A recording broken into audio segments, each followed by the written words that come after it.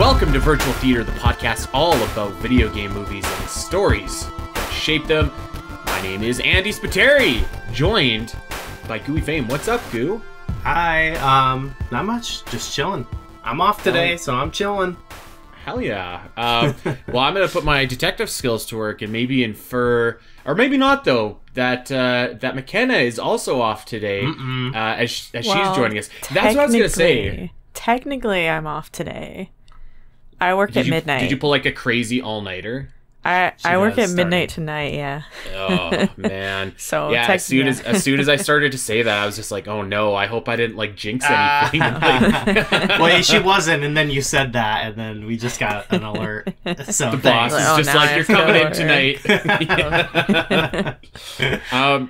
Well, yeah, so we're all here. It's a special episode, as is any episode that we have a guest on. So excited to dive into this. But I have to admit, I was like really, I think I was kind of on the fence about today's show, and not the show itself, of course, but like the product that we were covering. Yeah. But I came away quite enjoying what we're going to talk about today, which is, of course, the Tetris movie. And I don't know about you guys, but like when I think of the when I first heard of the Tetris movie, it reminded me almost of like The Social Network. When when that movie was announced, I was like, Jesus, they're making like a Facebook movie, really? Yeah. But then I ended up loving The Social Network, and I actually think there's a lot of like similarities between those two movies. So yeah, I was like very, very pleasantly surprised watching this movie. And you know what? It is a good indicator of a movie's quality, I feel like, if Samantha can stay awake watching it past like the hours of 9 p.m. Okay, that's a good. We started watching this at like 11, and she was up for the whole thing. So yeah, lots of thoughts. Definitely not a perfect movie. Lots of critiques that I have and will point out. But yeah, I'm excited to talk about this movie, which I think right now is only unfortunately streaming on Apple TV, but it's maybe worth a free subscription to go check it out. Yeah, maybe. Yeah.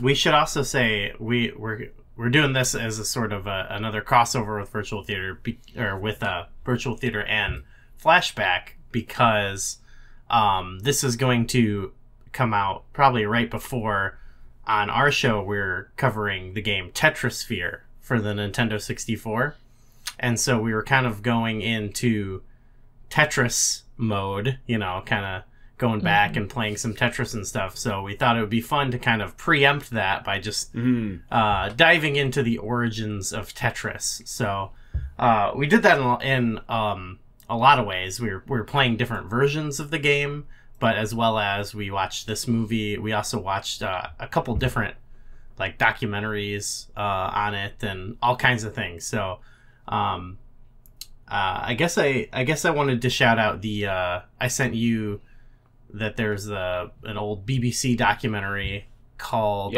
From Russia with Love. We can start with that if you want, because I didn't get a chance to finish it. I only got about halfway through. Oh, you watched that one? Okay. Well, we can kind of use No. I'm sorry. I'm mixing them up. I'm thinking of the world record one. Yes. Sorry. So there's a lot of stuff we watched. So we watched, there's a BBC documentary. You can find it on YouTube. I think that's where we watched it. That kind of tells the just like historical story of it. It's like a documentary. Also, the gaming historian has a video that kind of covers similar things. And that was kind of good, like kind of compare and contrast like the story of in real life and the movie. And then we did also watch. We'll talk maybe a little bit, but we did talk about. We'll definitely get to it because we'll talk about it a little bit afterwards because there's even been development in the competitive Tetris world, but needless to say, we've been in kind of Tetris mode. It's been a lot of fun. Yeah, and it's such a fascinating story because I think that like most of us, I think, probably knew that Tetris was created by like a Russian engineer. I think that's common knowledge, but like I didn't know the full story of Tetris, and I mean, like the movie isn't like the true, what I mean? Yeah. It's not like this all happened. Obviously, it's exaggerated for film, but like a lot of it is true, and like a lot of the general feel and like the general gist of the movie is based on fact. It's just like a wild story when you think about it, and it's very much a like almost like a political drama in disguise. Right. It's like a video game movie, which I think is like kind of cool and whatnot. So again, I'd like you. I think that your enjoyment of this movie is going to very much depend on like your willingness to just be like, I know that this didn't happen, but like whatever, this is a movie. I will say I was like you, where I was on the fence. Even when I finished it, I was like, I kind of want to hear what Andy has to say about it. Like maybe that'll help inform it, because I did kind of walk away from the movie like sort of with mixed feelings about it. Not just of how historical it was, but there's a couple other things we can talk about. But I don't know. I kind of, there's things I enjoyed about it, and there's other things that I'm like, I don't know. Like you compared it to The Social Network. I don't think it's in the same like sort of league as like that movie either, you know. But I think it was fairly watchable, and it was kind of fun, a little silly, but yeah. I would say like to me, Social Network is like an A tier, and this is the same type of movie, but maybe like a tier below, if that makes sense. McKenna, what do you think? Just generally speaking. Yeah, I liked it a lot, actually. There were a lot of points during the movie where I was like, all right, how exaggerated is this? Like, what really happened? And I ended up doing some research afterwards, just because it inspired me to go find out more about it. So I think that's a good thing. Yeah. Yep, I agree. All right, well, there's a ton of like stuff surrounding this movie that is also interesting, and I wanted to lead off with one of the most interesting things that I thought, actually, where this movie is actually in the midst of an ongoing lawsuit. Yes, with a guy that actually, and I'm not like big into the world of gaming journalism and stuff like that, but I recognize this name. Dan Ackerman, who works at Gizmodo and had worked at a couple places before that, where he wrote a book called The Tetris Effect. And I guess this movie is very, very similar to The Tetris Effect. And, well, that's where the lawsuit comes from. I will say, so I haven't read his book, although I might change that because I'm very interested in it. But there's a lot of similarities, and not just in like so for example, there's a character in the movie who turns out to be an undercover like KGB agent who Ackerman kind of infers is based off his speculation of what happened in his book, which is kind of interesting and whatever. So this is ongoing, but I don't know. Like I kind of feel like it's good for the movie and good for the book in a weird way, because it makes me more interested in both, if that makes sense. The book takes the route of, because so there's an element of the movie where they make it into this sort of spy, like I don't know, thriller. Yeah, which is also in the book, which is not like, if you look at the actual. So that's. I just want to comment real quick. I have sort of like a tier list of like my issues with it. Of the movie. This is sort of on the B tier, because I don't necessarily think it's bad, like to embellish reality and kind of make it a spy thriller. But there was something about it where I feel like they didn't go all the way with it. It was almost like too. I'm not saying it should have been completely wacky or something, but the way it's presented, it's like got one foot in the like, this is a like just like a real retelling of the actual events, and then it's also embellished. And then more importantly, I think the actual real life story on its own, not saying you shouldn't change things if you're trying to make like a entertaining movie or like a movie with a point or whatever, but I feel like there's some aspects to the real life story that it's not that they changed it, but they kind of like skipped over like really, I think some of the more fascinating aspects of the actual story that I think would have made for like a very like cool story to tell, in favor of like kind of embellishing that sort of spy thriller part of it. So that kind of left me a little bit mixed. Like in the beginning of the movie, Hank Rogers, the character, is kind of catching everyone up to date, and he's talking to his bank or whatever, and he's kind of yada-yadaing through like a lot of very fascinating parts of the story. So that right off the bat kind of had me like, what is this? You know, and it kind of left a poor taste in my mouth, I would say. I'm not opposed to like making it like a crazy fun spy thriller, but I don't know. It kind of, like I said, it did leave me wanting more like of the real story. Mm-hmm. I don't know if that's fair, but you want to see the Alexei movie. That is my number one issue. I don't want to just like do 5 minutes of all my issues. My number one issue is we've kind of had this string of movies.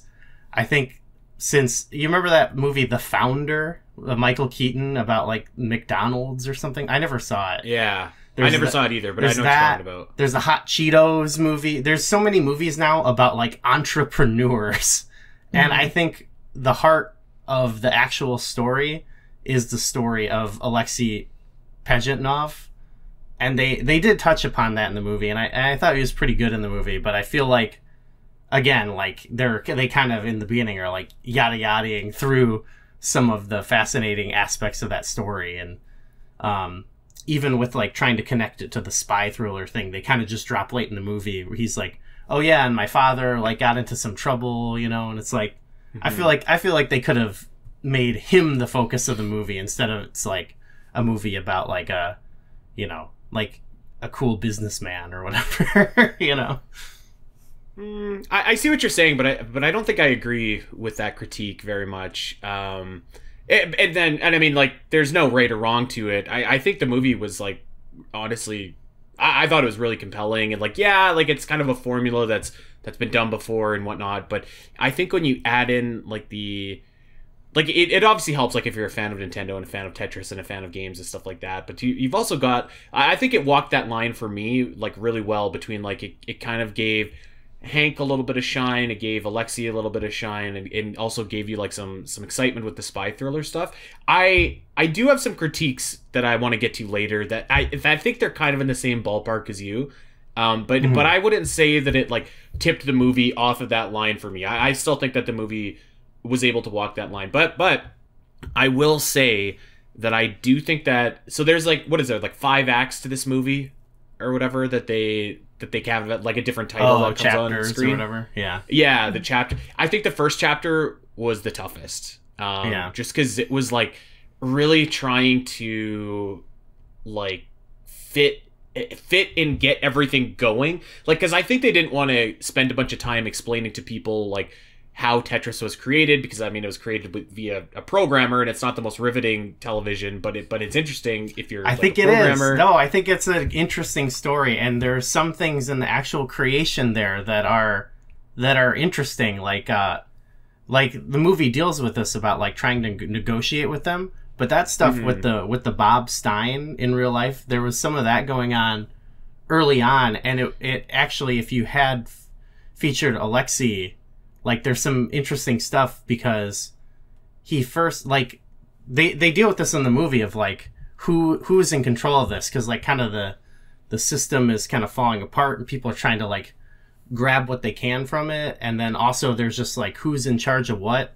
So when that, in real life, when the Bob's, I mean, it's not, like, wrong, they just kind of skip over it. When Bob Stein was trying to figure out who to get the rights from, he contacted like the place where Alexei worked, and Alexei Pajitnov kind of just on behalf of the college or whatever, I forgot what it was, the computer academy, the academy was like dealing with him, but then like later on that company Elorg is like, wait a minute, we're supposed to be in charge of this. And I found that all, like, actually very riveting, and, like, this idea of, like, he created this game, and he's kind of, like, having to negotiate to get it out there. I think that part is interesting. I more so mean, like, the actual, like, programming, building, creating of Tetris. Like, they showed at a very, very high level where like you could see him at work and he's creating this game that gains steam. But like I understand why they didn't focus a whole lot on that, and like everybody knows what Tetris is too. So like I kind of get what the first act was going for, where it just wanted to get to business. But like I do think that they threw a lot of stuff at you like really quickly, which made it tough. And to be fair, like this movie, like the movie has a tough task. I think in that making like, and we can sit here and say that we thought that the rights battle was like really riveting, but I think that it is a tough task to like say like to people like, oh yeah, this battle over who gets the right to distribute Tetris, you do have to, I think, shine it up a little bit and make it like really exciting and really like high stakes, and I think the movie does a good job of that. But like I think if you just were to say to someone, yeah, the movie is about who gets the rights to publish Tetris, that's a little bit of a tougher like walk, I think. But I don't know, that was just my 2 cents. That's something else you were talking about. Like, I feel like I can feel the movie sometimes trying to be like, this is more exciting than, like, I think the movie is a little worried about it, just because I noticed, like, they had a lot of, like, the sort of, like, animated things they did for it, and they would, like, kind of show, you know, like, little pixel art of, like, the NES or arcades and stuff, and I felt like they, like, used it so much, like it was cool like one time, but then later someone would just like mention arcades and they'd like flash it on the screen, and I feel like the movie is like, wake up, don't fall asleep, this is not boring. And it's like, no, the movie is like, I feel like it's like not confident in itself. I feel like it's kind of like, I don't know, there's something about like the actual, just like, that was kind of on my lower tier, but I feel like just the filmmaking of the movie is not good, you know what I mean? I feel like it doesn't want to fully like take a stance on that, and there's just like weird things in it too that are like, I don't know. I don't think so, man. I don't agree with you. I think it's like actually like I think that stuff works, and yeah, I get what you're saying. Like I think that yes, they probably use like the little graphics and stuff too much, but I think once you get past the first chapter, the movie kind of settles into itself and figures it out a bit more. I think a lot of that for me was like in the first chapter specifically, where I was like, okay, like what kind of movie is this? What kind of direction are we going here? And once we got past that, then I thought that it kind of found its groove. I get what you're saying, but I don't know if I like would agree with that. And I'm jumping way ahead here, but like specifically at like the end of the movie when like they just cut through, or they cut between like the 3 different negotiations for those rights, like that was awesome. Like that was super riveting stuff. And I guess you could be right, like maybe they don't need that other like window dressing, but I don't think it took away from anything. Well, that part was cool, and like that's the aspect I mean about the real story that's interesting, is there were like really like intense negotiation situations, and I don't mind the use of like embellishing with the pixel art stuff. It just felt like they went back to the well way too often, and I just felt like, just from like a, I don't know, somewhat of a technical perspective, there was weird things, and some of them felt haphazardly included. I want to briefly mention there's the clip they used of Punch Out. They just took a clip from a Game Grumps video. There's like they've got the like their sidebars, so it feels like whoever got that clip didn't know the game doesn't have the Game Grumps color sidebars in it, and they were just like whatever, and they threw it in. Or like when they mentioned Link and Zelda in the game, that was awesome. They had the Minish Cap. They cut to a picture of Link and Blue Link from the Minish Cap, and I'm like, yeah, whoever got this, you know, like the other ones, they show Mario and Luigi. You know what I mean? It felt like that it was cut to Link and Zelda, and whoever had the clip were like, I don't know, like just we looked up some Minish Cap Let's Play on YouTube and got the footage there where we got all our other footage. So there was aspects of that where it felt sloppy, I guess. It didn't like fully ruin it or anything, but it did kind of like, and that was, a lot of that stuff was right in the beginning, and it kind of like that on top of, like I said, skipping over some things. It took a minute for me to really like kind of get settled into the movie, I guess you could say. What did you Let's think just about hypothetically say oh, sorry, go ahead. I loved all the pixel art stuff. That's like That's like one of my favorite game art styles. That was cool. So like, I was like, the location I like the stuff yeah, was I really cool. like the location stuff. You know, it wasn't in the like exact style of like what Tetris contemporary stuff would be, but I was like willing to be like, okay, you know, I get it. Pixel just means retro. That's you know. Let me ask you a question. Hypothetically, if you haven't been doing a ton of research about Tetris for Flashback 64, you just watch this movie just knowing what your average Joe like me knows about Tetris, do you think you enjoy it more or less? I don't know, because I feel like maybe certain. Well, I don't know. Maybe about Tetris specifically. I found like a lot of the video game stuff to be fun. So like as someone who's into video games, yeah, and maybe not doesn't know so much about Tetris, I think maybe a little more enjoyment. Yeah, I could see it as being like, oh, like the number one thing, but I think the number one thing would still bother me because it's like like I said, the story of just like, oh, we like it. There's enough movies about like the creation of, like, I think of what's fascinating. Like to me, the true story of it all is that it's like someone created like this almost like perfect work of art, you know what I mean? And like I think I would still be left the movie being like, okay, but what was that guy's deal really? But instead the movie is about like a guy marketing a product, you know what I mean? And I feel like that is just kind of a type of movie that, I mean, it can be good. I don't know. I'm curious. Like, I want to see that movie Air about Air Jordans. I think that looks good. I mean, The Social Network is a good movie. I'm not saying it wouldn't be bad, but I feel like there's something. Yeah, I don't know. Maybe knowing more about it does make me like it less, but I don't know if it's necessary. That's what I kind of think. But I don't think that's an invalid critique. Like, I think it's because... I don't think so either. It's just that this isn't that movie. You know what I mean? Like, it's not... Whereas Social Network kind of did a better job because I think the creator was also the main character, which in this movie, the creator is like, you know, obviously not your main character. So in the Social Network, you had an opportunity to look, albeit very briefly, into like what Zuckerberg's life was like and everything like that. This one, yeah, I mean, you're right. Like, you don't get that kind of, I don't know, you don't get that kind of detailed look into Alexi's life. Like, if they were going to make a movie about Donkey Kong, the creation of Donkey Kong, and they were like, the movie's not about Miyamoto, it's about Hiroshi Yamauchi or whatever, like, wouldn't you be like, what the hell, you know? Like... Well, this isn't about the creation of Tetris. It's about exactly. It's about the rights to Tetris.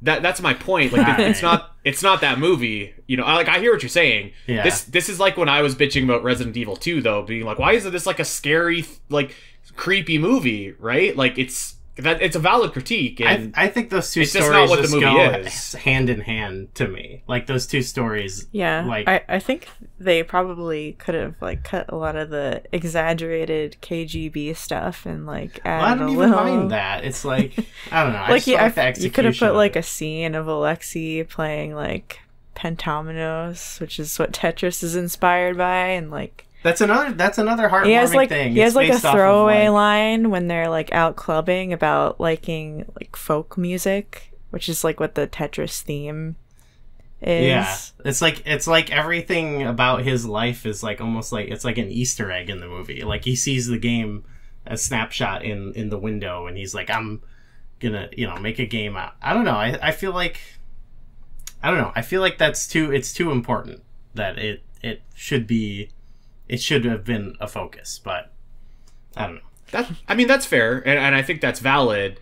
It didn't ruin the movie for me, like, obviously, but I do think that's, you know, a valid critique. They do spend some time with Alexei, but he's certainly not your main character, right? Like, it's certainly definitely the movie about Hank Rogers and the struggle to license it, which, you know, for better or worse, like, that's what the movie is. I see what you're saying, but I think in terms of like just accepting like what the movie's going for, I still think it does like a really, really good job of making what might not sound like the most exciting thing exciting, and then obviously, yeah, like there's a bunch of stuff that like you just know that like this didn't happen or these characters aren't real, right? But I don't mind a little bit of well, I like that stuff. A little bit of Tabasco sauce in my soup, you know what I mean? I like the parts where like Robert Maxwell screaming like, I need the handheld rights to Tetris today. You know, it's like amazing that there's a movie. It was great. Like, I like that aspect of the stuff. I was just like, you know what I mean? It's like there were just certain things that I wish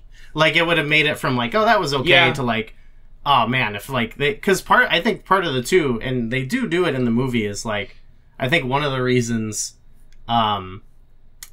it goes over so well is that I think Hank and Alexei kind of like bond a little bit, you know what I mean? And I feel like that would have hit so much harder if the movie, I'm not even saying Hank wouldn't be a main character, but you know, I feel like the two of them, it would have made more of a compelling They probably story. could have devoted a little bit more time to Alexei. I think that's fair. And I don't disagree with that, actually. I guess where we are maybe disagreeing is I don't think it like hampered the movie where like I think if you do though, like I think that's valid, right? Like you could have had the same movie but devoted, you know, found out exactly what Alexei's father did, or found out exactly, I don't know, like a few more things, right? Or maybe you could have spent a little bit more time with Alexei as he was creating Tetris and like taking, because I remember going back to Social Network again. I remember one of the key scenes in that movie is when like the dude asked Mark Zuckerberg, he's like, hey, do you know if so and so is single? And like that was like the big moment for him where he's like, relationship status on Facebook. Like it was such a small thing, but like it was a big part of Facebook, and like maybe a moment or two like that could have went into like, I don't know, you could have spent some time with Alexei before the creation, but I think that goes back to the problem of the first act, because like you get to the first act and Tetris is already a thing, and like someone's playing it, and it's very muddy at the beginning, and I think that the first, like I said, the first chapter I think just wants to get things going so much that they like it is muddy, I think, and maybe you could have spent a little bit more time with Alexei. I guess that's pretty much what I think too, is that I mean, I don't know how long the movie is. I guess it's kind of long. It's about 2 hours. Yeah. So, I mean, but I don't know. Sometimes you need that much time, I would say. Yeah.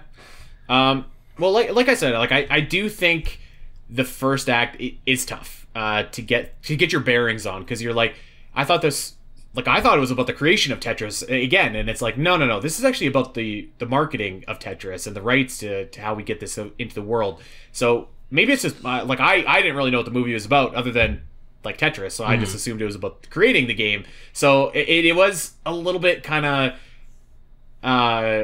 it took me a little bit of time to catch up. Probably not until honestly they like Hank Rogers started like actually going out to places and pitching people about what this game should be or could be and stuff like that. So I will concede that like the opening was kind of rushed a little bit. But I guess like I almost see why they did it, where it's like, you know, like do we want to tell like a full-on origin story about Tetris here, like if everybody knows what Tetris is? I can see why they did it, but I think they should have been brave, and they should have gone for it, because I think there's stuff there that people could have connected with, but I don't know. Well, maybe when the Alexei Pajitnov biopic comes out, which would be awesome, by the way, that'd be a sick movie. They could really go like all in on that, because there's more on the bone there for sure. I think I'm okay with kind of trimming it down for this production though, but I think that's a valid critique. Fair enough. Yeah. Okay. Well, let's get started. Let's just actually pick up right from after like the first actor. So I loved the second part. Like when Hank, I felt like this is where the movie kind of settled. When Hank is like, okay, like I'm getting the rights now to this game, and I also thought it was like kind of confusing at first as well, like who owned what, because you have Bob Stein, you have the Maxwells, you have like all these different people, and it's like, doesn't Alexei own this game? And then you kind of got to factor in like communist Russia, and like, so there's a lot going on in the first act, and it is a little bit confusing. That's why too, I think just laying the groundwork with that stuff more would have made it, because that stuff, that is very confusing, and it's very crazy, because so the deal was like Bob Stein was going into the Soviet Union and like getting the rights to games cheaply because there wasn't really much, you know what I mean? It was not even, it's not like a market there, you know what I mean? And then kind of like, you know, sort of like backdoor, like getting them out to other companies. And so like, I find that it is confusing because it's natural, like it was confusing to everyone involved. And so I think that is pretty crazy. And like even later when they kind of just renegotiate what they even had the rights for, it's like, I don't know, I find that crazy that it's just like, we're gonna change it, you know what I mean? And what can you do, you know? Not a dang thing, not when you're in the middle of communist Russia. Yeah. So yeah, it's there's a lot of characters and a lot of movie stuff in the intro. I would think, and tell me if you guys agree with this, I think the movie really settles like when Rogers gets the rights and then he's like, okay, time to go to Nintendo, time to start pitching this. That's when I think the movie like really kind of took off and got going for me. Yeah, that's where you get I liked Howard Lincoln. That's cool. Oh yes, you're well cast. Both of them actually were great, but Howard Lincoln was a highlight of this movie for me, maybe the highlight of the movie for me, just because like, you know, you and I, we did the console wars, and I've read a lot about like old Nintendo. Just like Howard Lincoln seemed like a cowboy, and that I think they got that across in this movie, like to a really good degree. And that scene, dude, when they fucking bring Rogers in to see the Game Boy, that was like almost a spiritual experience. So I was like, first of all, I was like, oh my god, so ridiculous. Yeah, it's Lincoln and it's the freaking president of Nintendo of America, Minoru Arakawa, and this like Game Boy on an altar, and they're just like, it's like it's so awesome. It's like hooked up to some crazy, you know, they've got something coming out of it and it's all like this some stuff. like rainbow strip. They've got that whatever the thing from Assassin's Creed the movie was that Desmond goes into. Like, oh wait, it was here nuts. Can we might be able to recreate? I might be able to recreate this for you. Ready? This is not really good for a podcast, but how does this make you feel? This isn't the actual. This isn't the Game Boy. It's not the OG. It's brick. a Game Boy Pocket. I've got the OG brick behind me, and it's quite the system. Still indestructible. I remember having one of those as a kid, and I had Tetris, of course, on the Game Boy as well. And like dropping my Game Boy onto like the ground from like 6 feet up, and like the thing never broke ever. Pretty cool machine, but just like that scene with like the pedestal and the Game Boy and like the slow synthwave Tetris theme playing, I was just like, fuck yeah, this is, now we're cooking. Now we're doing good here. Yeah, or no, I guess when he saw it, it was they were telling him like they had Mario, and then he's like, we gotta get Tetris on here. Yeah, I do love how like in the movie too, like everybody just instantaneously realizes what a perfect game Tetris is, and it really is a perfect game. Yeah, like it's just timeless. Yeah, well, that's what's cool. That's cool about the way back origin. I'm gonna harp on it some more, but it is just cool. It's like, you know what I mean? He just programmed it with like some parentheses and then a bunch of other. It like spread like wildfire, like even there. You know what I mean? Like it's crazy how it even before they thought to like launch it with the Game Boy. You know, it already was kind of like busting out, you know what I mean? Like it was gaining this word of mouth. It's like kind of crazy, you know. I guess that's where we find Hank in the beginning at that like trade show or whatever, where he's marketing like Go or whatever. But yeah, it's like it's Tetris itself. I guess we haven't really even touched upon the game itself, but like, yeah, like you said, it's basically perfect, like from the get go. And it's one of those things where it's like they've changed, you know, added and changed little things here and there, but like the core game is already so like untouchable. You know what I mean? Like, not much innovation required. You know. Tell me if that scene where Hank and Alexi are just at his apartment playing the original version of Tetris, where Hank suggests putting in, like, taking out 4 lines at a time, is that true? I don't know. I was watching one of the documentaries, where I believe, when they met and they kind of bonded, I think right away. So I think both of them commented like they kind of liked that part of the movie, in general, and I can't remember exactly. Don't quote me on this, but I think there was sort of a thing where like Hank immediately started talking about it, like, you know, I think he was just like immediately selling them on it and like all the things they could do with it and stuff like that. So I don't know if he specifically actually came up with that, but I mean, he was a programmer and stuff like that. You know what I mean? So, yeah. And I guess that reminds me, I wanted to just mention too. What did you both think about Taron Egerton as Hank? I already kind of told you, but like, what did you think of his portrayal? McKenna, do you want to go first? Or do you want me to tackle this? Well, I mean, I think he's a great actor. Yeah, but like, I do too. I like him. I do think if you look at like the actual Hank, yeah, it's like, yeah, which is okay too. You know, you don't necessarily need the kiss. But I don't know. I think he could have been like a little bit like goofier, maybe. I don't know if that was a him thing or like a directing, just based on like some of the like video, because Hank is a bit of a goofy guy, I think. He like recorded some of his trip. I think he was in his hotel room, like, I don't know. He felt kind of like goofy in that. Yeah, a little bit, not like over the top, but.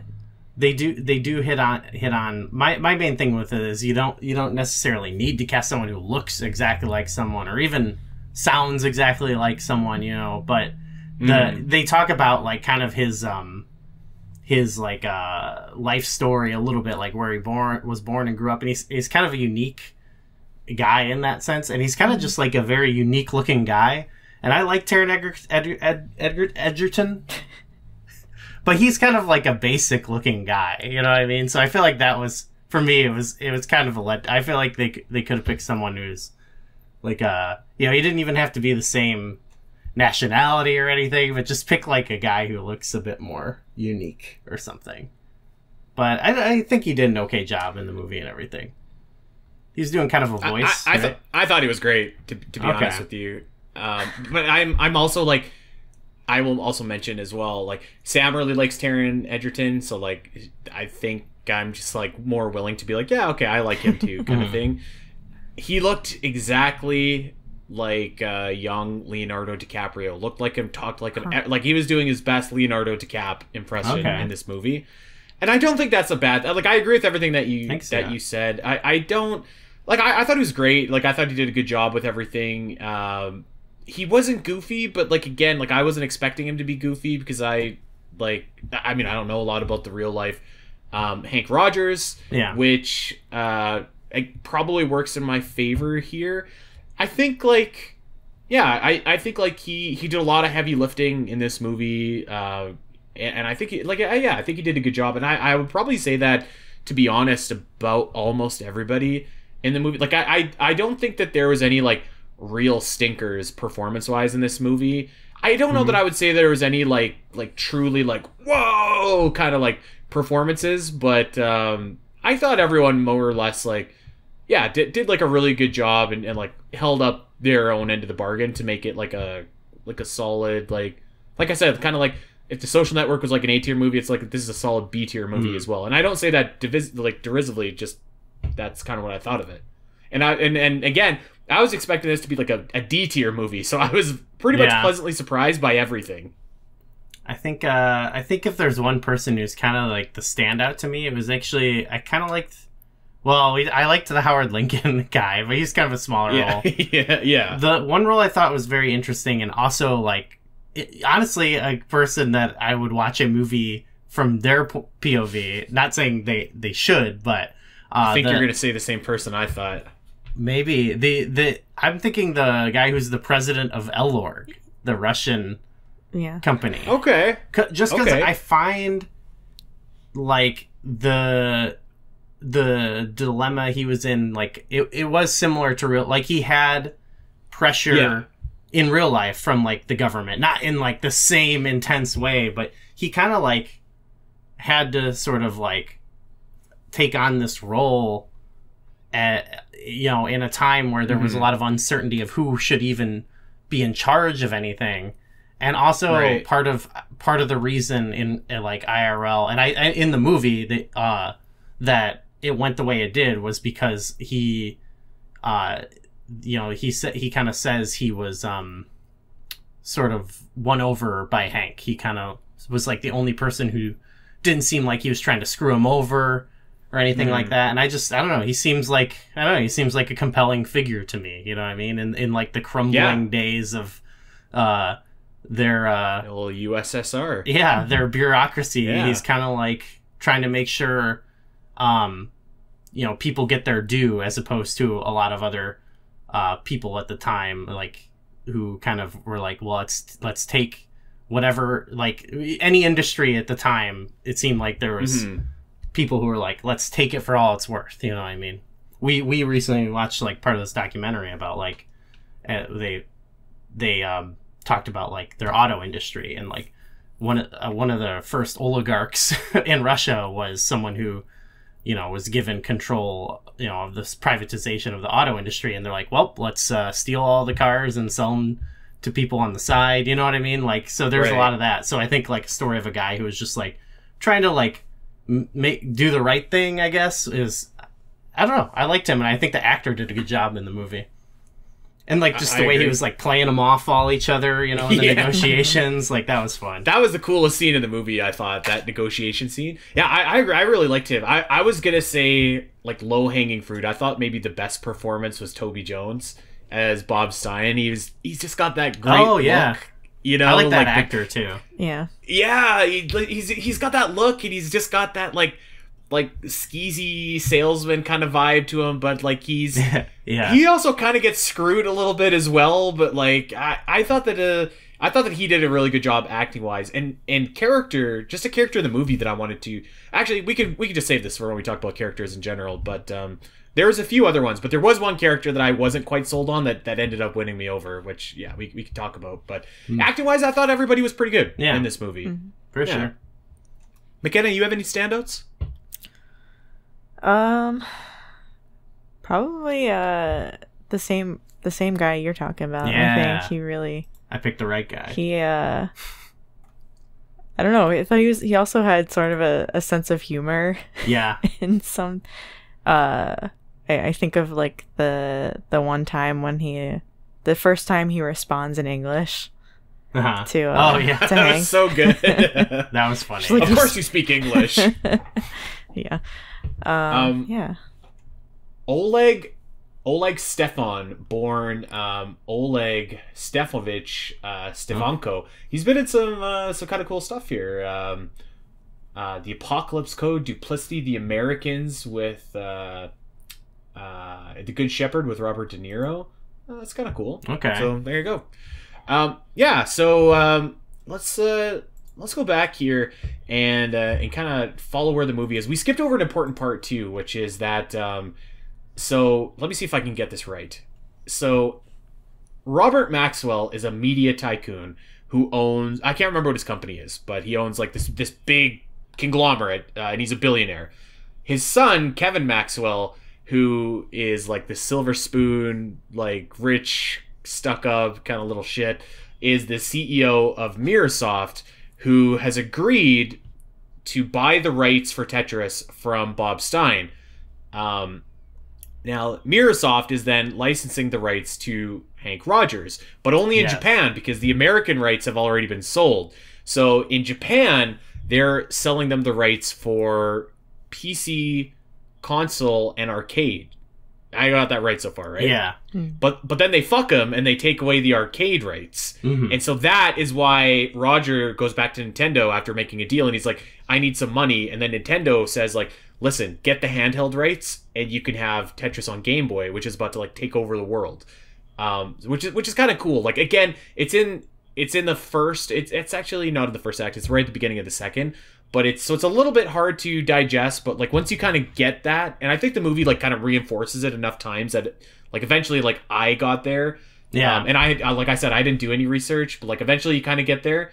I think that this would actually be a better rewatch a second time Yeah, maybe actually, I don't know, but that's kind of the lay of the land. That's another facet of the story that I feel like is interesting, and they could have like maybe highlighted a little bit more. It happens kind of in the same time where Atari gets they think through like all these weird deals, they have the rights to console Tetris, so they're gonna they actually do, because they with their Tengen games on the NES, they found a way to bypass the whatever that wouldn't let games that aren't approved by Nintendo get played. So Tengen released like a bunch of games for the NES, like Gauntlet and Tetris, which is, it's like a completely different version than what became of the official NES Tetris. And so I think that's even fascinating, is like through this like like different, like there wasn't like a sort of like it's not like I guess there's like some games like this, like Donkey Kong has a similar backstory, where because it was before like Nintendo was fully established, where they had like an Atari version and like a computer version, but like, you know, we eventually get to the point where, you know, it becomes a bit more uniform and standard, you know what I mean? So they're like, the fact that we have like all these different versions of Tetris is kind of like baked in like from the beginning of it, which I think is very like a very interesting aspect about the game. And it's like kind of even persists to this day, even though there is like now an official Tetris company and whatnot. There is 300,000 copies of that Atari version of Tetris that still exists. I don't know if all of them exist, but there were 300,000 copies that were made, and then they were forced to stop production of these cartridges because they didn't have the rights. And now they're like a pretty big collector's item, I guess. Yeah, which is pretty wild to think about. But we were playing. I think it's based off of that, but we were playing at the arcade Tetris, and I think it had a similar. Like the blocks in that one always looked weird to me. They were like trying to give them like a 3D look or whatever, but we were playing some of that. I don't know. It's interesting, but again, it's still Tetris. So, I feel like it's hard to mess it up, you know, but people have, but it's hard, I feel like. and so that's another big plot point of the movie here, is that, and this is where, again, you're probably right. They could have probably went over this a little bit in greater detail, and I think that's where, like, if this was just like a documentary, it would be easier to have like people just sit in front of a camera and just like directly explain this. So I give the movie a little bit of leeway, because it needs to walk kind of a tight line there between being entertaining but getting you like a lot of exposition. But so Bob Stein is fighting with the Maxwells, and so Rogers makes a direct offer to Bob Stein. He's like, fuck these guys, give me the handheld rights, I'll buy it for $25,000.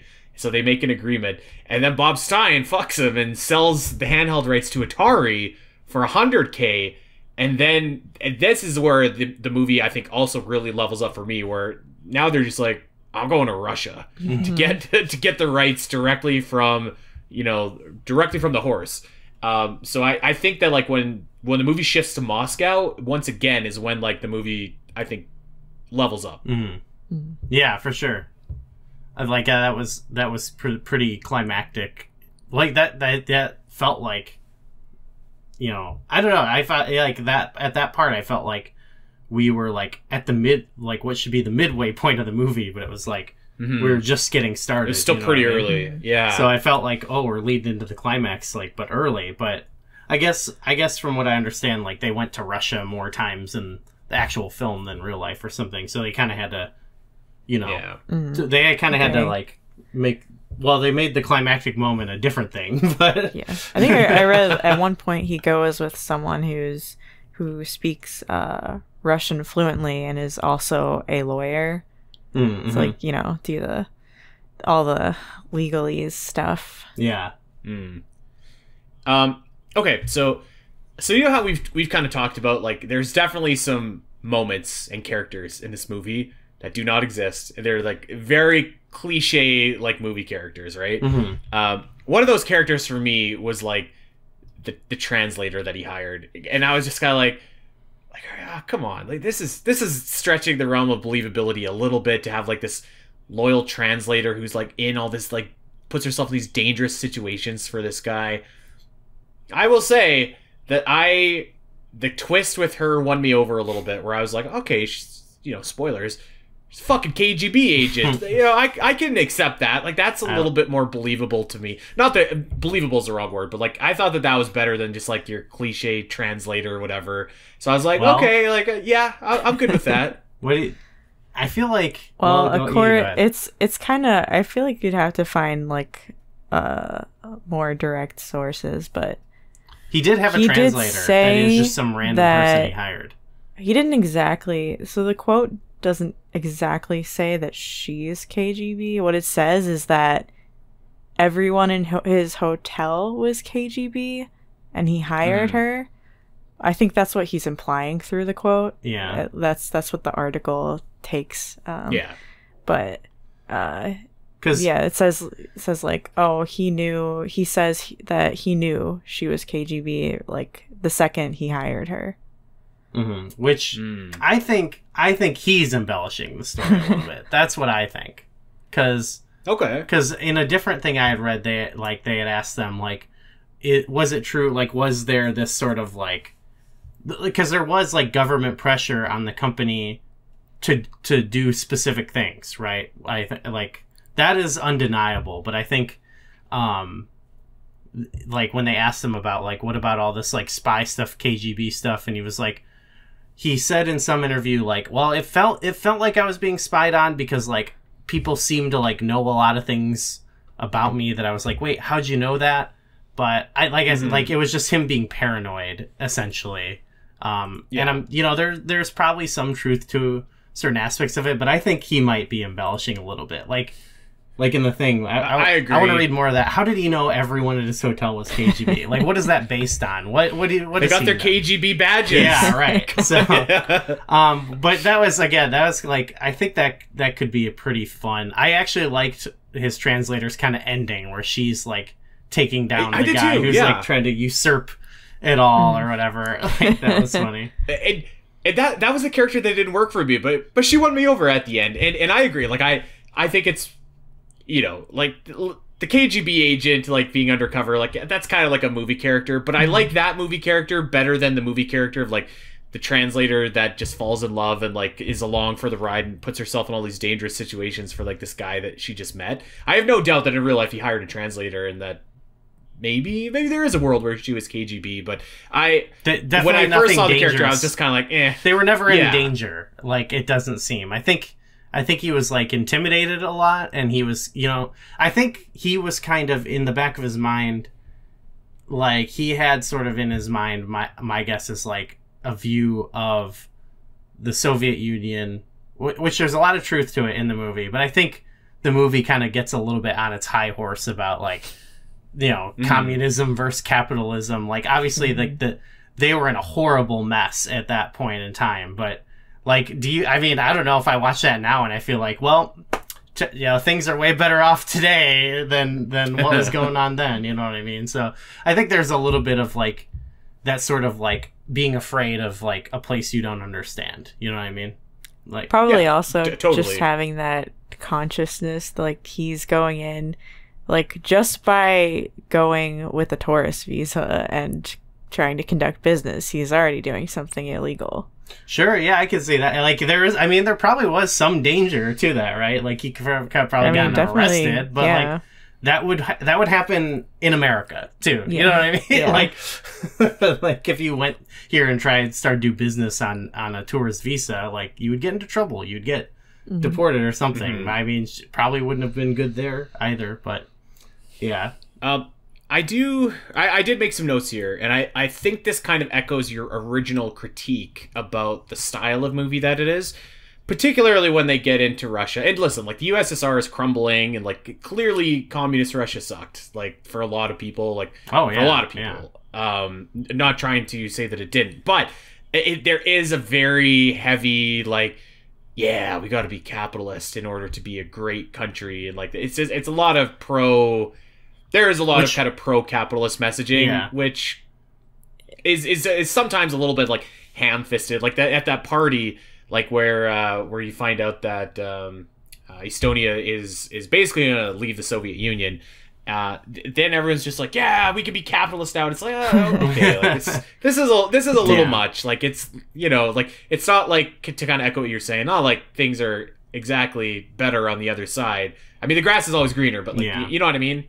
It did feel like it was trying to like position Hank as like the good capitalist, and he's like fighting the evil capitalists. I think it's trying to do that with both. It's trying to both sides. The argument. It's actually. I feel like it lacks a little bit substance in like in some of the portrayals of it, but because it does too with they've got the KGB agent, but then the good one who's like trying to do the right thing. Same thing. They've got like the Russian guy who's trying to do the right thing, and then they've got the Maxwells versus, you know, they're trying even at the I don't think it wants to have necessarily an opinion on that, you know what I mean? It's just kind of fine, but you know, even when they're seeing the end of the Soviet Union, they're like, is this a good thing or a bad thing? And he's like, oh, probably both.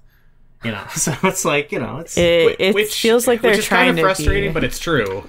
Yeah, well, because I mean, it doesn't go good for sure after that for them. But I do think that the movie goes out of its way to make sure that like you don't just have like evil Russians. Like really, the only like bad Russian in this movie is the KGB guy that is like he's just your villain just for whatever reason. Yeah, and I guess the other guy, like he like the KGB ambassador to like Japan or whatever, that comes and threatens Hank's family. Oh, yeah. That guy's pretty sinister, too. Yeah. But those are the only two evil Russians in this movie, by God. Yeah, really. I think... And I think, like, having people in the movie saying, like, oh, we need to, like, go capitalist or whatever, like, I mean, that was... I mean, even from, like, who ended up... it was more of the next... Boris Yeltsin, the next... leader, but that was the plan. They were like, okay, well, we'll allow more. It did happen. I guess it didn't really happen in Tetris. It kind of happened before that, but that would be an interesting facet to explore. Of like, well, once they did start allowing like more freedom or more quote unquote freedom privatization, like how that kind of shit the bed too a little bit, you know. But that's kind of a whole different, I guess, story. But having people kind of express that sentiment, I don't think is necessarily wrong either, you know, like, because there were people who felt like that way. But at the end of the day, it felt like the movie is a little bit too like, you know, it's kind of trying to be a romp at the same time, you know. So it's not, I don't know, it's not really gonna like hit as hard on those things, you know. But maybe it could have. Yeah, maybe it could have. I think it was a little too like, yeah, capitalism is awesome. Yeah. And maybe we're just like jaded by our current world, but because I'm sure that a lot of people back then probably felt like capitalism is going to be awesome for Russia and everything like that. But well, that's what I mean too about like I said, it's just like, it's not even necessarily, maybe it's not necessarily wrong that Hank is like the POV of the movie, but it's just, I just feel like I've seen so much of that, of like these inspiring stories of products, that I'm like, all right, you know, like, give me something else. When I was watching this movie and knowing you as I do, I was like, and I knew that you were kind of like iffy on it. I was like, I bet you this maybe stuck in Goose Crawl a little bit here, because it sticks in mine a little bit too. Yeah. Not to like the full extent. I don't think it did yours, but I was just like, oh, like come on, like this is.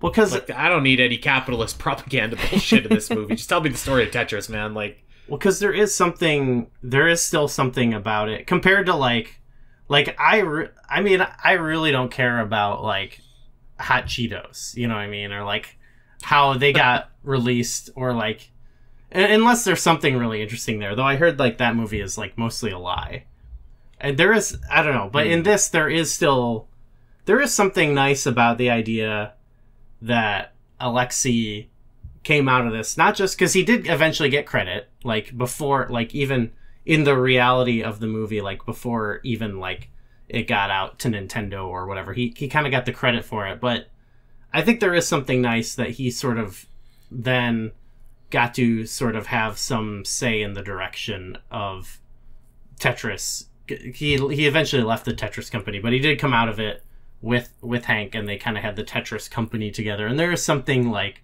heartwarming about that he sort of got not the credit for just the credit, but he sort of got to sort of, I don't know, dictate, have a hand in its future. Yeah, for sure. Yeah, I mean, obviously, you know, it's fine. It's fine. He went and did other things, but you know, there's something nice about that. So I can, like, that's why it doesn't bother me. It bothers me a little bit, but not as much as, say, some of these other movies where I'm like, who cares about this thing? You know what I mean?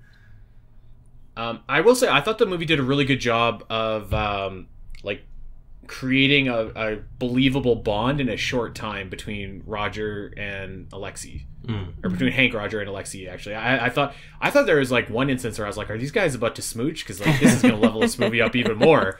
But it did not happen. But I was like, I believed in that relationship. I thought that they did a good job with that. Specifically, the scene, like I said, I don't know if it's true or not, but like I really like that scene where Hank's like, you should have it where like you could do 4 lines instead, and like both of them are like, oh yeah, and whatever, just playing Tetris, which is cool. Yeah, that's sweet.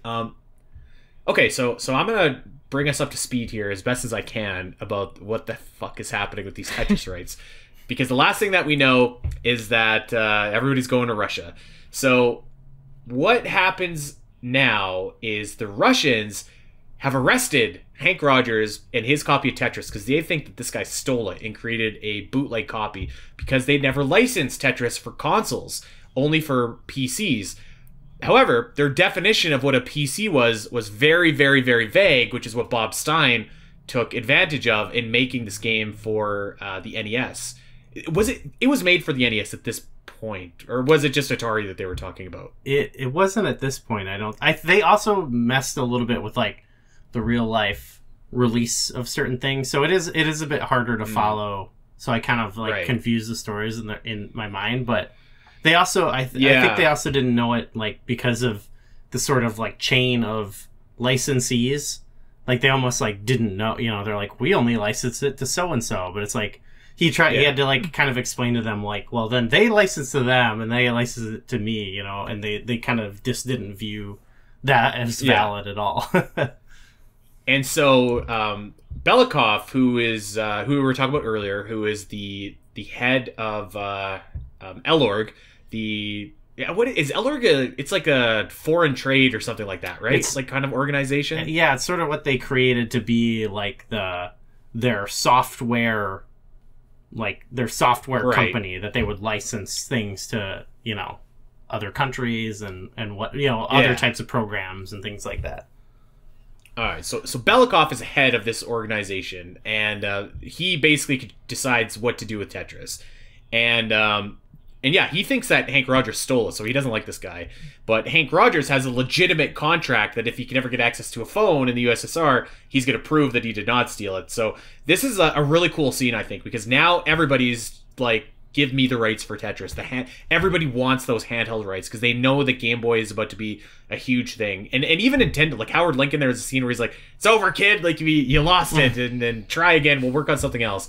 And Roger's like, fuck this. I'm going back to Russia. Which, by the way, as soon as they said in that movie, I think this is like in the first act where the daughter's like, I can't wait for my dance recital or whatever. Yeah. I was like, this fucking guy's never making it there. Not a chance. Like, so yeah, this is a great scene in the movie where they have... He did in the beginning also... He put like everything, his house and every. I don't think this actually happened. Oh yeah, he put his whole life on like he's like as like what do you call it?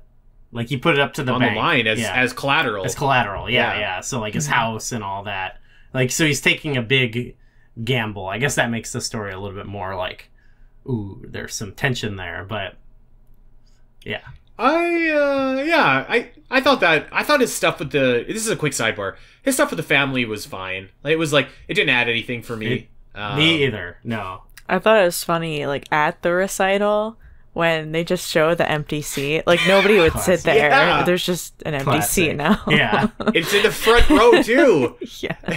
I also was like well, just at the end, like it felt like he didn't really he didn't have much chemistry with his family. At the end, he's like, hey, will you sing the song for me now? And I was like, fuck you, dude. Like, what did you do? I 100% agree. That's one of my critiques of this movie. Not only is the family stuff not work, but I was like, the ending, I was like, this guy, like, as at least as portrayed in the movie, like, kind of sucks. Like, he just missed his daughter's recital. He's yelling at his wife. He doesn't seem that sorry about it. Like, he just kind of like, you see for me now.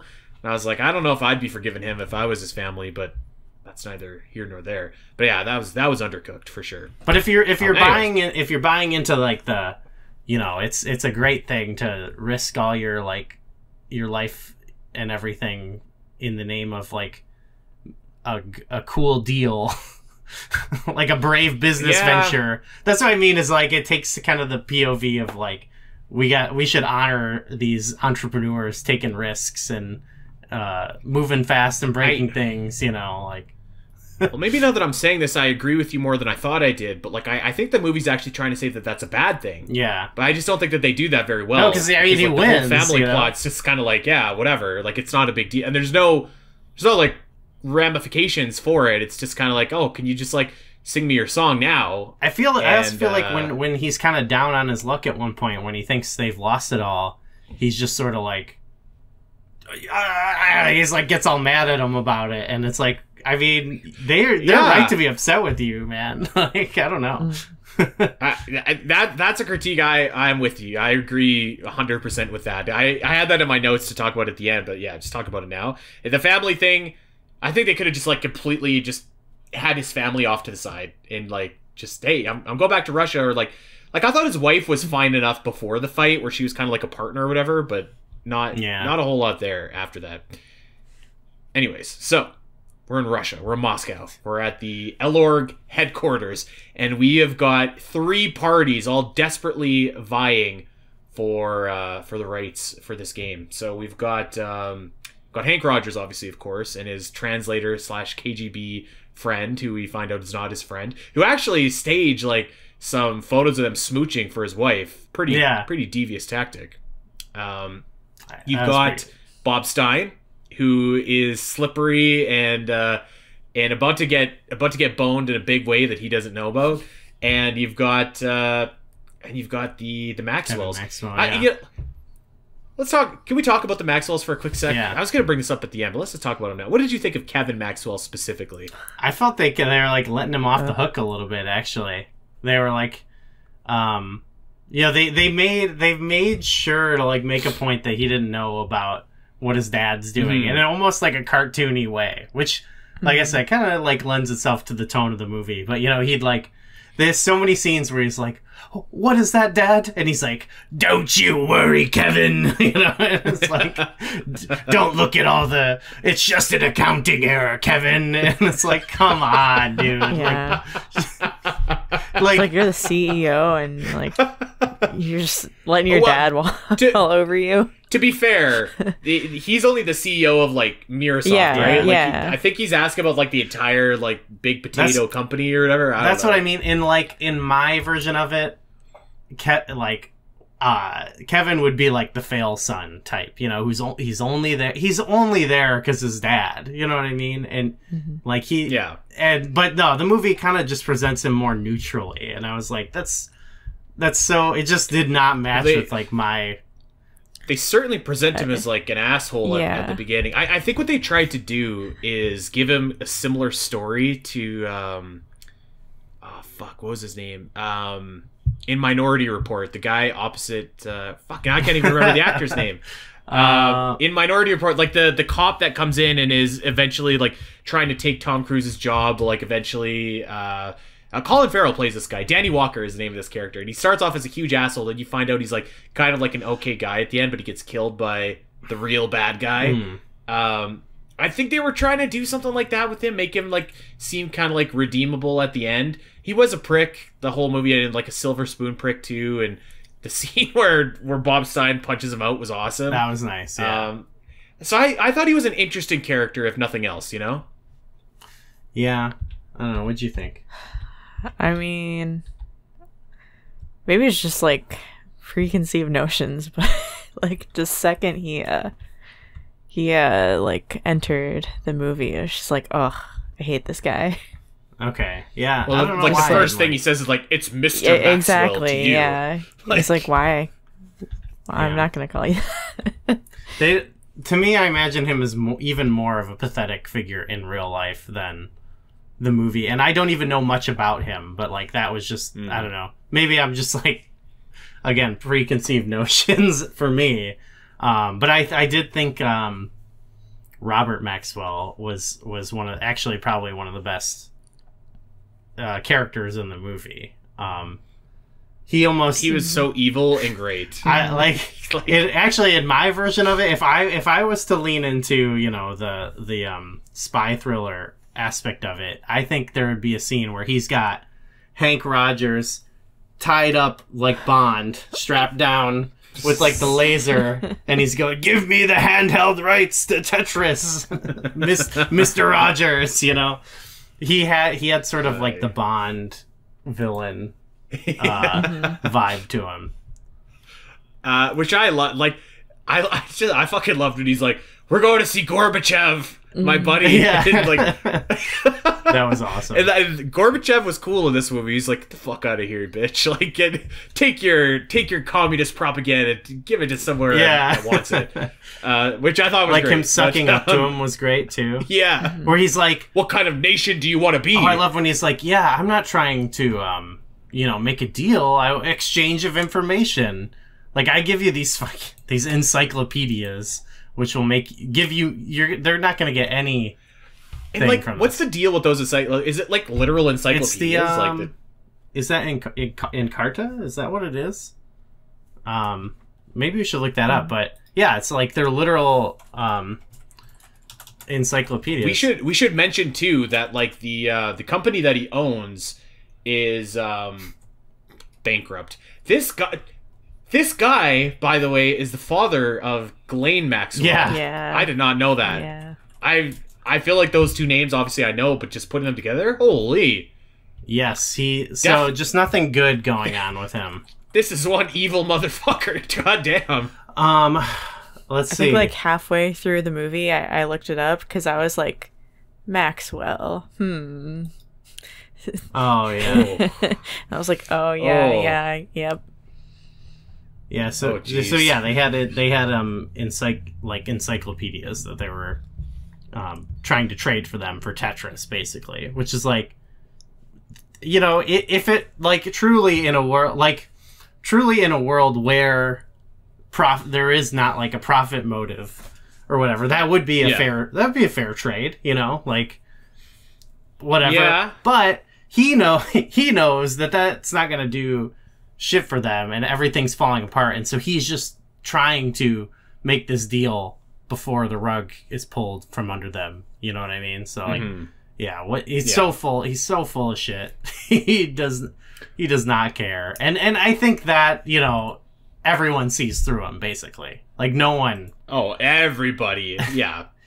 He's like the real villain, I think, of the movie. Yeah. He is the real villain. Like he's this, and the actor who I will find who plays him does he has such a commanding voice. I love his voice. It's just like so booming.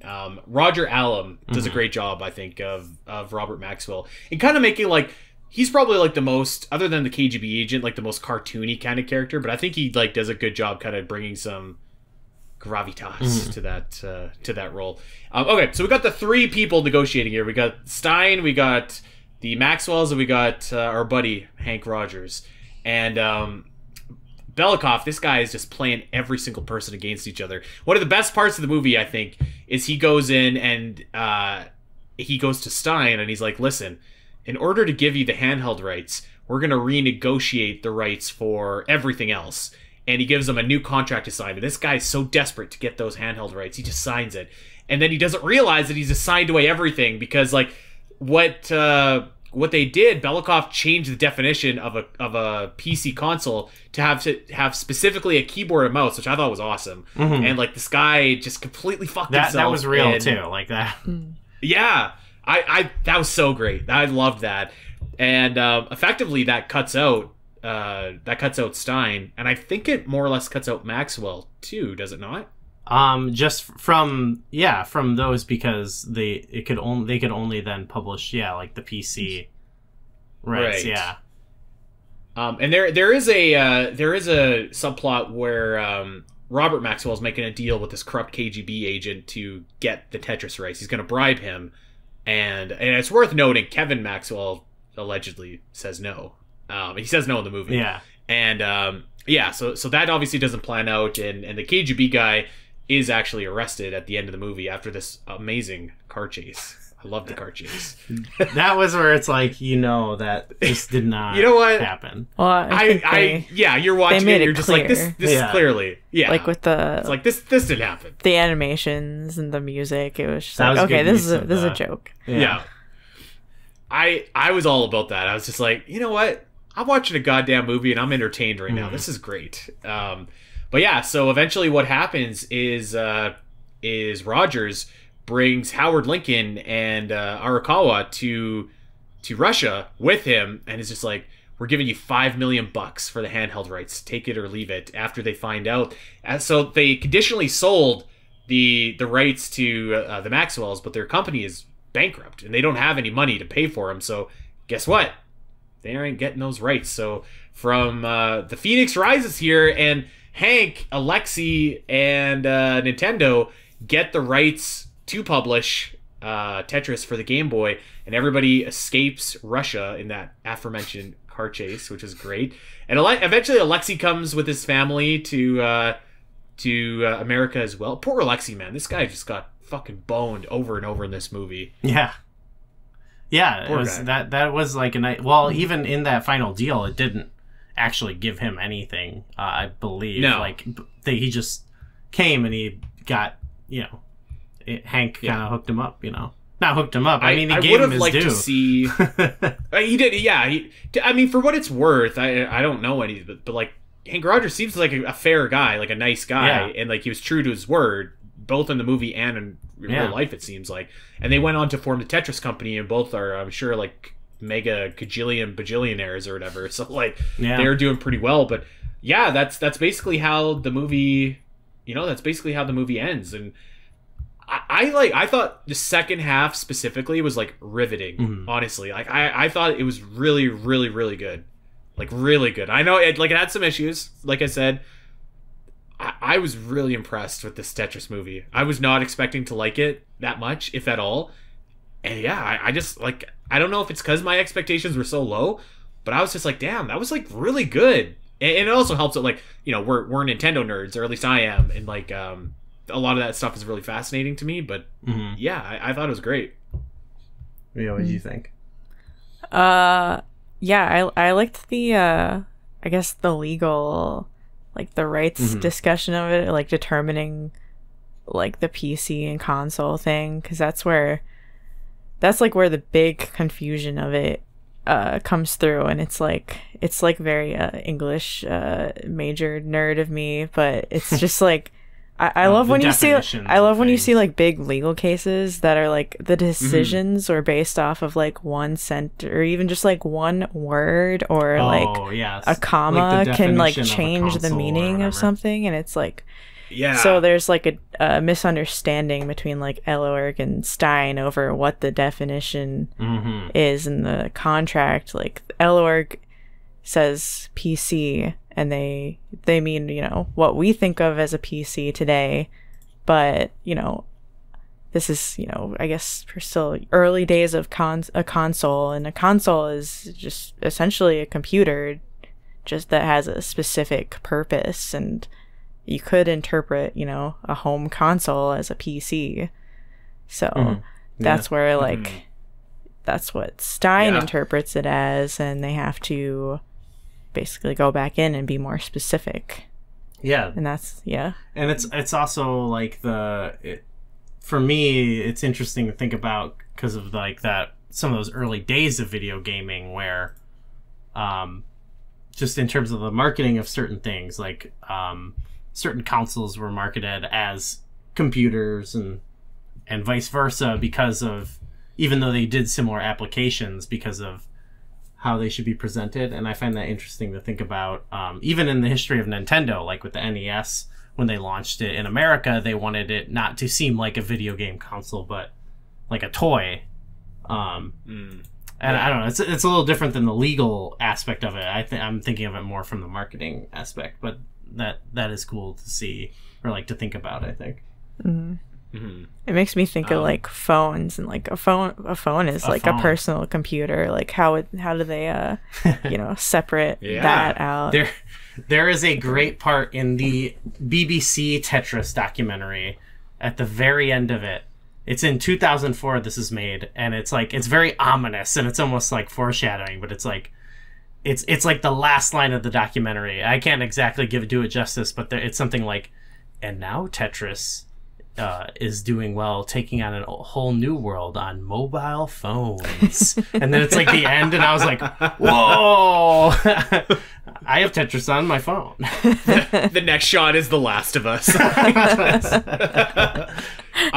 Worth mentioning, Tetris. So we do get a real happy ending here. And I think, what was the deal where it was like they were going to get like $1 per unit sold or something like that. Yeah, I don't remember exactly.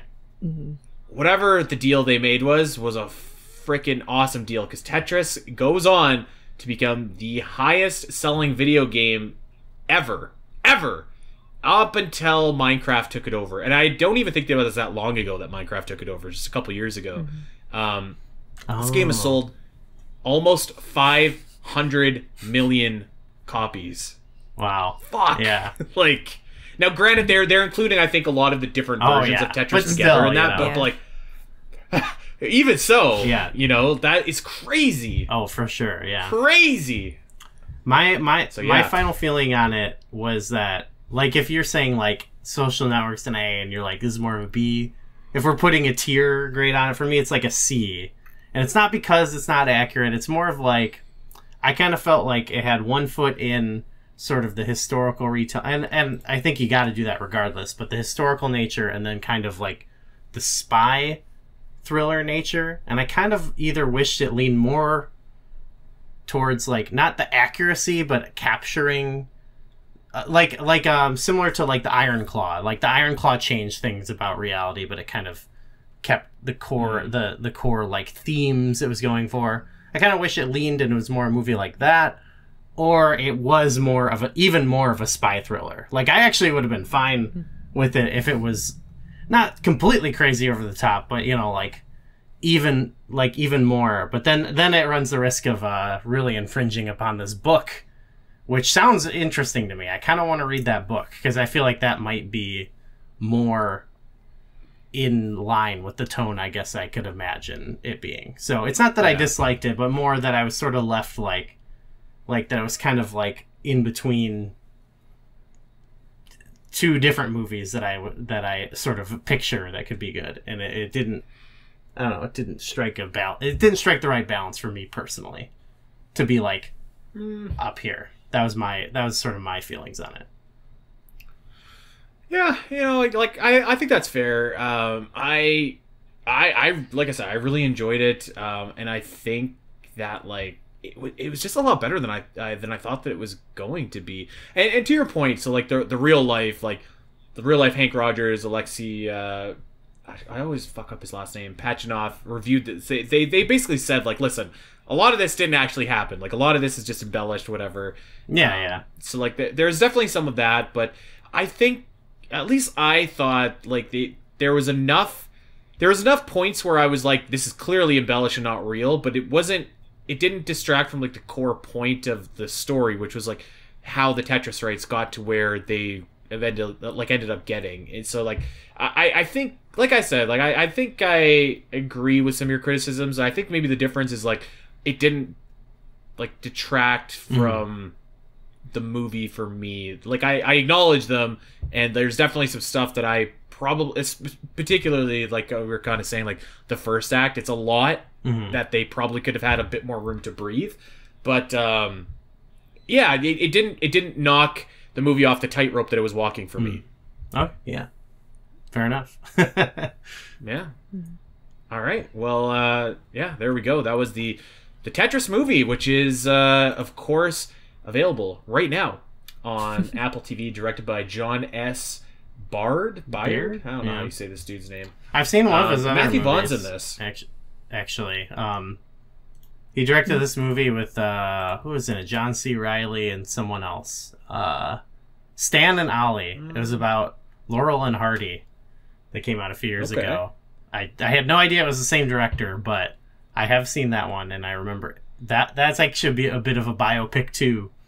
And I enjoyed it, but I don't remember much about it. But so okay, you know, I'm not sold on this director yet, but yeah, I would watch. I would watch another of his movies for sure, just to kind of get a gist of it.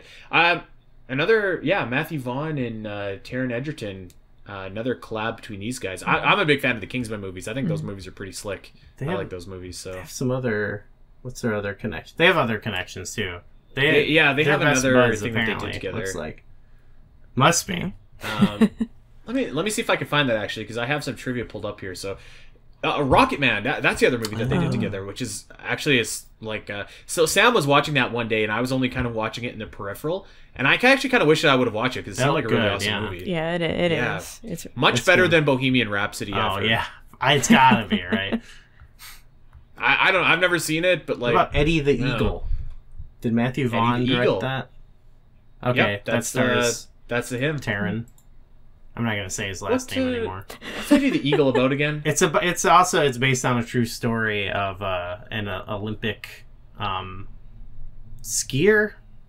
And you're right. It's kind of an underdog story. It's actually, I believe, it was the same Olympics with the Cool Runnings, the Jamaican bobsled team. Oh, then it must be good. I remember them like briefly referencing it in the movie. I believe that was the same Olympics. But anyway, let's see. This is the 1988 Winter Olympics held in, by God, Calgary, Alberta, Canada. Yeah. Cool. Yeah, so that's the movie. Like I said, I think it's worth, if you can get yourself like a free subscription to Apple TV, I think you could do a lot worse than watching this for 2 hours. I think it's really cool. And if you're like a Nintendo fan specifically, like seeing some of those characters come to life was like so awesome. Like seeing Lincoln and I'd watch the adventures of Howard everyone Lincoln. Else. That'd be a good show. Dude, that would be so like good. An episode where he's got to defend Nintendo on the Donkey Kong rights. Donkey Kong. It's like Boston Legal, just like a different like Nintendo case every week. That would be awesome. You have different cameos. You know what I mean? Mm-hmm. You eventually build up to the big Phoenix Wright crossover. Get Phoenix Wright. So we also watched. Well, when I say we, I mean you. We watched a lot of crap. Talk about it. So I do want to recommend. Talk about as much as or little as you want to, because I only got about half an hour into this documentary, but it was pretty cool. That's cool. Yeah. So we watched. I want to recommend that BBC documentary From Russia with Love. It's very well told as well. And then we watched this documentary called The Ecstasy of Order. And it's very fascinating because it's about the first sort of like competitive Tetris tournament, sort of. It actually has some connections to our show a little bit, because we previously covered The Wizard, the Fred Savage movie, and in it, it's about them traveling to the Nintendo World Championships, and that those championships are kind of the root of the people making this movie. The guy who's running this tournament competed in those championships. Tetris was one of the games, I believe, if I'm not mistaken. And this movie was made in 2010, I think, or 2009, and it's from that time. And it's about a guy now. Now we're far away from that, and a lot of things have happened. But like at that time, they were removed from that. They're all grown up. And he kind of wanted... This was before... This was, like, right on the cusp of, like, Twitch and, like, esports, like, really breaking out, So, like, he's... It's, like... It's a really, like, cool story because it's, like... It's before that, but it's, like, them setting up kind of this, like, worldwide, or I guess nationwide tournament of Tetris players on Tetris for the NES. And it's just such a fascinating, like, look into... that snapshot of time, like before it was taken worldwide, and before even before some real hardcore like strategies have been developed for the game. Like there were a lot of people who had a lot of strategies, but like there was one person in the movie that didn't know you could rotate the block the other way. You know what I mean? So it's like, now that just probably wouldn't even fly. You know? Huh? Yeah. I guess, Andy, since you only saw a little bit of it, like what did you sort of get from it and what you saw? One thing this is probably going to seem like a silly thing, but it kind of resonated with me a little bit, is when they were interviewing all of the different like professional Tetris players. A lot of them said like, my mom got into it, my dad got into it, and like I watched them play, which is funny because when I was a kid, I had the SNES version of Tetris that also had Dr. Mario on the same cartridge, and my mom was really big into Tetris and Dr. Mario, and like she didn't play video games ever, like never, but she was like really into Tetris, and I think I remember being pretty good. Not like great, but like pretty good, right? And like I never, like, I always gravitated more towards Mario and like, you know, those kind of SNES games, but like I always did appreciate like a really good, and I still do, a good game of Tetris and a good game of Dr. Mario. So that I don't know why, it just kind of stuck with me, seeing it, I guess because it just reminded me of like growing up, but just seeing where like all of these different incredible players like kind of came from and how they got inspired. And I guess like the one thing too that stuck out to me is like, I think like when your average player plays Tetris, your natural instinct is clear the lines immediately as fast as you can to avoid build-up, where like the professionals intentionally build up on the left or the right side so that they can get like the big Tetrises, right? So like it's just like it seems, so when you watch it, it's just like, oh, like you got to get rid of those lines. Like, what do you got the straight block, like, and you're not putting it down there. Like, no, you know, that was my kind of takeaway for it, is the strategy and how these players got into it. And I have a lot more to watch. Unfortunately, the winner was spoiled for me in the YouTube comments. Oh, but, well, it's not even really about who wins, to be like, which is fair, because they didn't want to embellish it, you know, and just the actual like way it plays out isn't as dramatic as, say, like the King of Kong, the Donkey Kong movie. I don't know if you saw that, but that one, they really embellish it and like you want a winner or a loser. This doesn't have that as much, but one thing you mentioned about the different people and like the things you do that are kind of antithetical about to how you would play the game is like, I don't know for sure because I'm not super into it, but it feels like now too, like you watch it and everyone there has a different sort of strategy and a unique way of playing, and there's some things they share in common and they've obviously communicated, but it reminds me a little bit of when we're talking about Zelda games and like how to play them efficiently, where if you and I are to get into a game and we're gonna quote unquote speed run it, we're kind of closer to like where these people are at in this game, where like we might play the game and we have different little things we do or differently, and like we learn like little things here and there to speed us up, but we're not doing crazy stuff. Whereas now the Zelda speedrunning thing, it's like you almost have like a script you're trying to pull off. You know, I think you see that almost with any like competitive thing over time, is that like there almost becomes like, until someone like kind of blows it away for some reason, there almost becomes like a specific way of doing things. So I think that's what is so special about this, is it captures that early era where like, you know, one person just like places things whenever, and one person doesn't know how to rotate the block one way and stuff like that. But what was your sort of takeaway?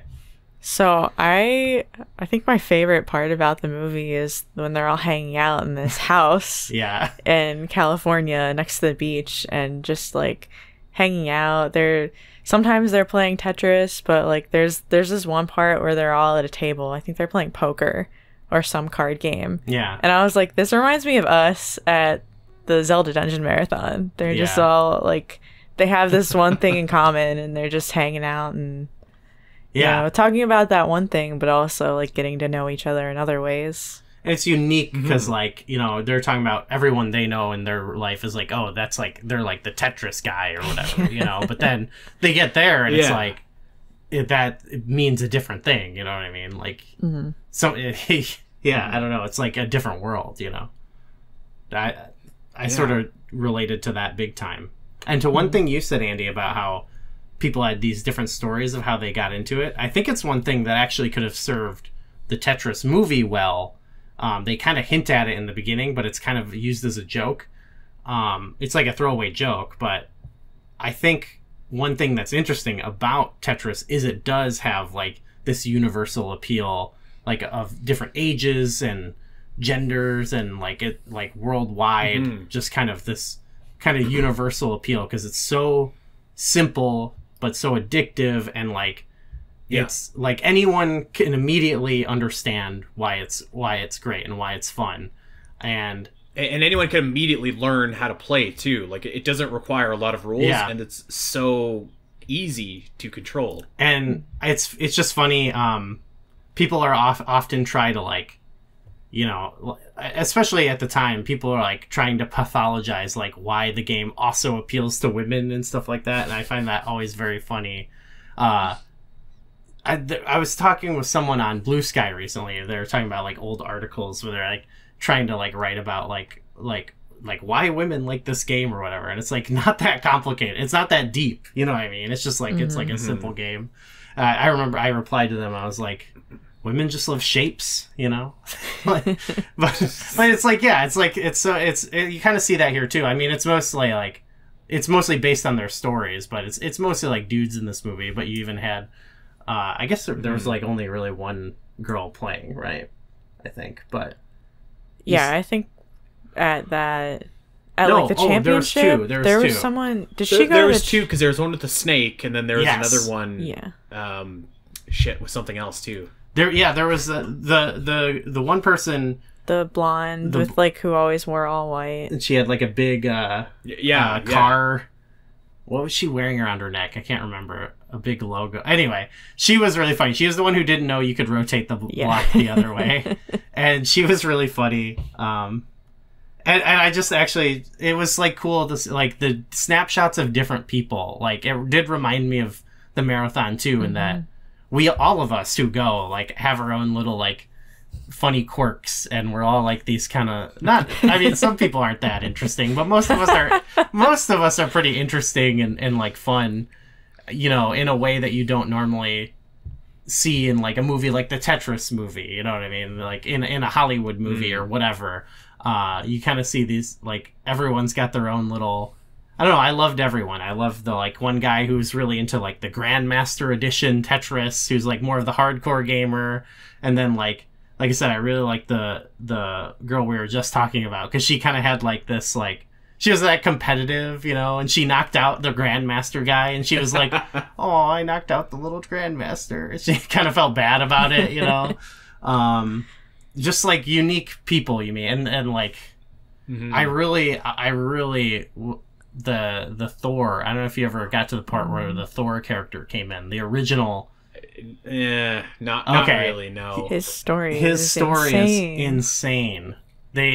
They're wondering, like, why doesn't he post about all this stuff? Like, what's the deal? And it turns out he had, like, a really hard life. Like, his family was broke. He was kind of doing all these commercials. He was the main source of income for his family. He said at one point, the only source of income. He had, like, a seizure or something. He was in a coma. You know what I mean? And he said he had, like, it was a brain injury. Like, I think they... like took out part of his brain or something like that. I don't know. He's had like an intense life, but he still like came to this thing and was like in good spirit, but he didn't want the limelight or anything, you know. And it's like there's something like really charming about him. Like he showed up, and someone had just set the record on Atari Tetris, and they're like, here, you want to go? And he like immediately beat the record.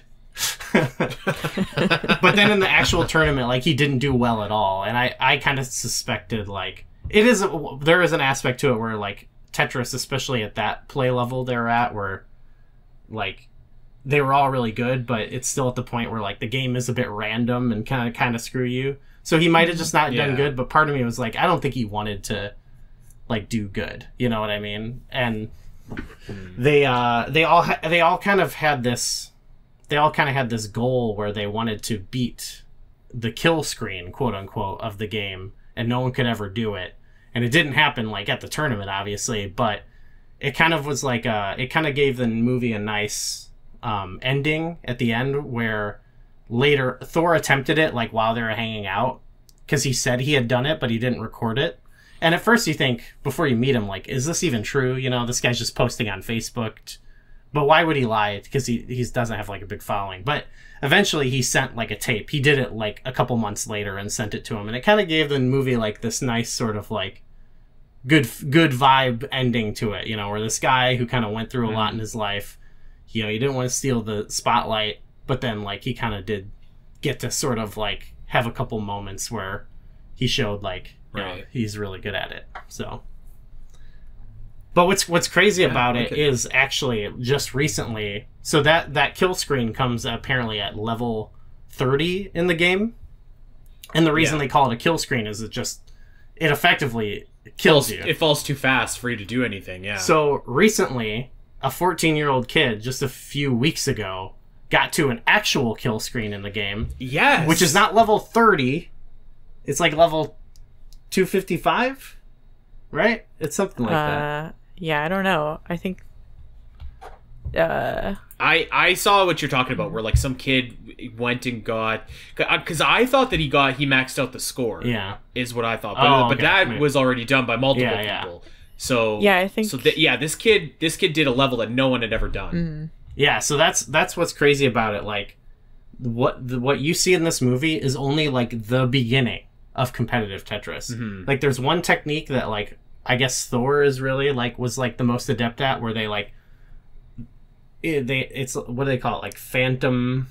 It's like a thing where you get your thumb to vibrate really fast instead of like pressing the button, and it like gets the pieces to spin like the way they want to spin it or something like that, you know. Yeah, I don't know exactly how it works. That sounds like Metal Gear Solid something. So we recently saw in our Discord on Flashback 64, a couple people were Wes and Jeremy were in there talking about this. We're like, competitive Tetris players now like hold the controller like with their fingers on it, and then they kind of actually press it by hitting the back of the controller.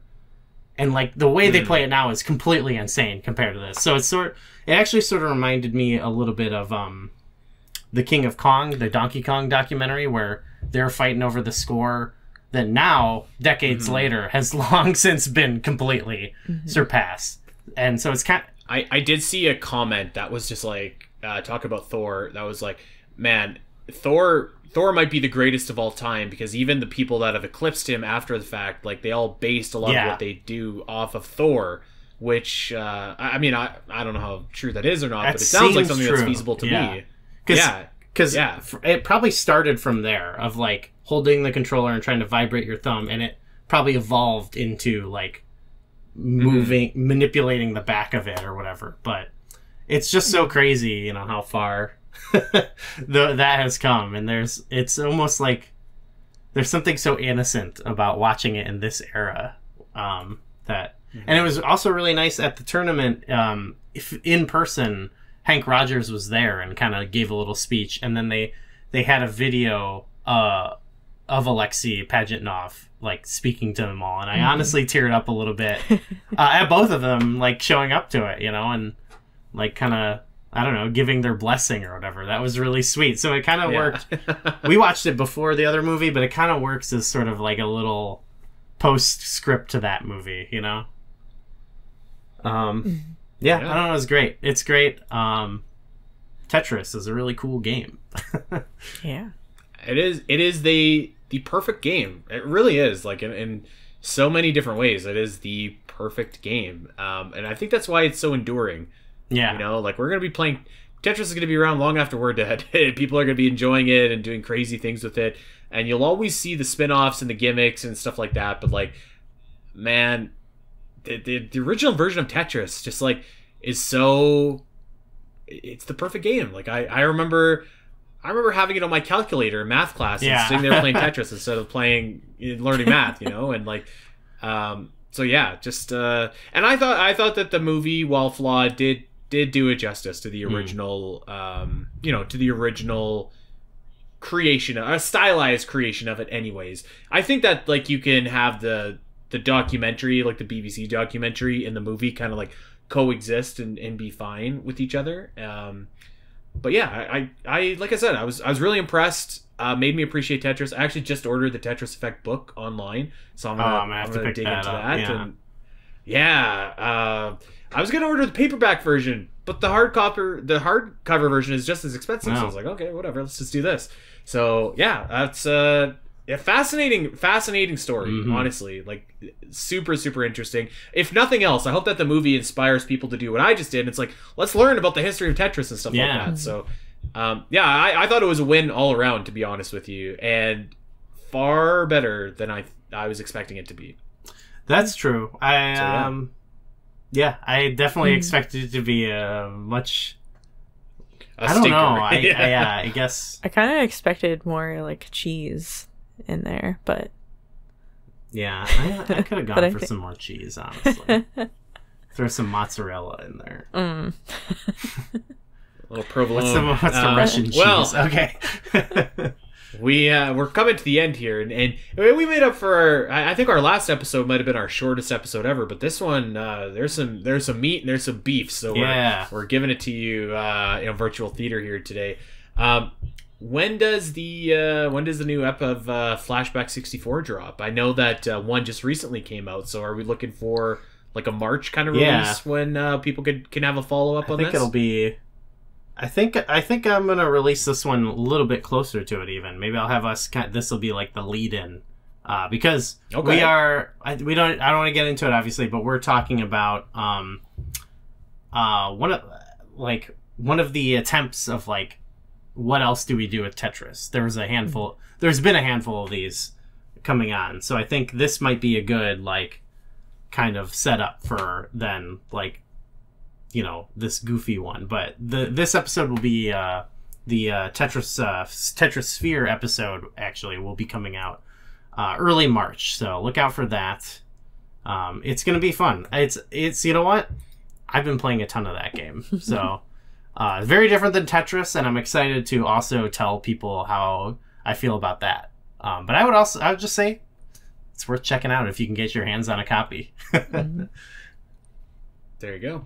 All right. Well, I think that brings us to the end here. So thanks for sticking with us and, learning a little bit about Tetris and going on this journey all the way from America to Japan to Moscow with us as we relive the history of Tetris.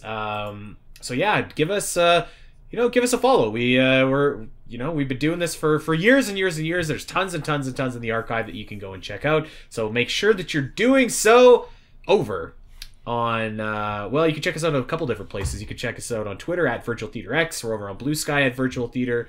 You can join our Discord. We have all the episodes there. Tons of different stuff going on. Give us all a follow as well. You can check me out. I am at Spateri316. Goo is at Gooey Fame. McKenna is at McKenna Games, and give Flashback 64 a follow as well while you're there. That is at Flashback 64 Pod, and subscribe. I mean, you're there already, right? You might as well subscribe. And while you're there, check us out over on Patreon, because we've got a ton of stuff in the archive, and we've got some cool shit coming up. I'm really excited about it. Oh yeah. And if you didn't listen to our last commentary episode on Tomb Raider, we revealed what our next series on Patreon is going to be, and it is worth your $1. So go pay $1 and find out. Yeah, it's going to be sweet. So yeah, that is it, everybody. We are going to get out of here. But until next time, you take care, and we'll see you back for another special episode next episode. So until then, bye. Bye.